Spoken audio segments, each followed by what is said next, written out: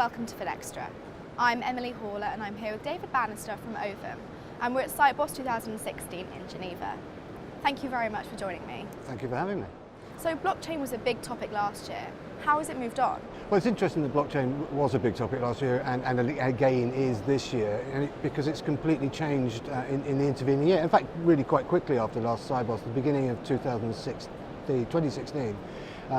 a lot of changes happened in the dialogue, which I've reflected here. You'll actually be hard pushed to find a blockchain at Siteboss. Everybody's talking about it, but in the intervening time, we've gone through what's a blockchain. Is it Bitcoin-based, cryptocurrency? Is it a distributed ledger? Is it a mutually consensus ledger? What is the consensus mechanism? And there's all this kind of academic, how many angels dance on the head of a pin type discussions. And there's still some of those arguments going on the outside.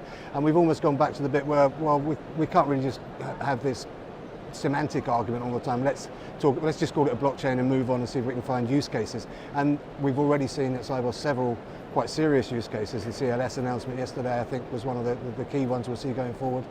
And we've seen some patterns emerge in terms of what blockchain actually means in the real world. And I think that's the real thing. There's been some reality sort of checks going on. It's not the panacea. We all knew that wasn't anyway.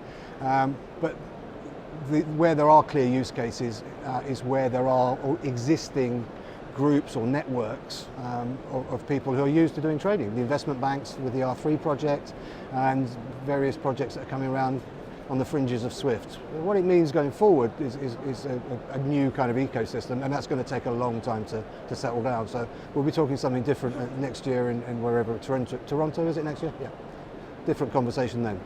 So we're also hearing a lot about APIs and immediate payments. How does this all fit together? Yeah, and that's another interesting thing. This is my 15th Siteboss, and for the first 12 years we were talking about SEPA projects. So to suddenly have 3 or 4 new subjects in the space of 2 years is a real mark of how quickly things are changing. The open APIs is one aspect of that. The bank open API projects and the government-led API projects, such as in the UK, the Open Bank API there, are really just extensions of what was going on in the real world anyway, the app economy, which is on everybody's lips here. So they're kind of inevitable. And immediate payments is similarly an extension of what was going on. They really do change everything, and they fit together quite well, and possibly fit together with blockchain in the future. And they change the way banks relate both to each other and to other parts of the ecosystem, by which I don't just mean customers, consumers, corporates, but partnerships, even between themselves.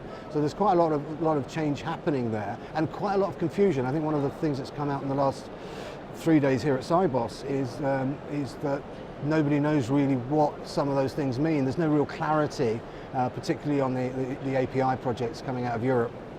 So that's going to need tidying up in the next few months, because they're really meant to go live next year. It's not a big timescale. So what does all of this mean for banks? Uncertainty, which is the new digital economy reality. It's not necessarily a bad thing, but banks like certainty, and they also like to have complete control of end-to-end everything. And this is changing. You're not going to be able to have that in a real-time, always-on, app-based economy. It's going to be selecting which part of the value chain you're going to be in.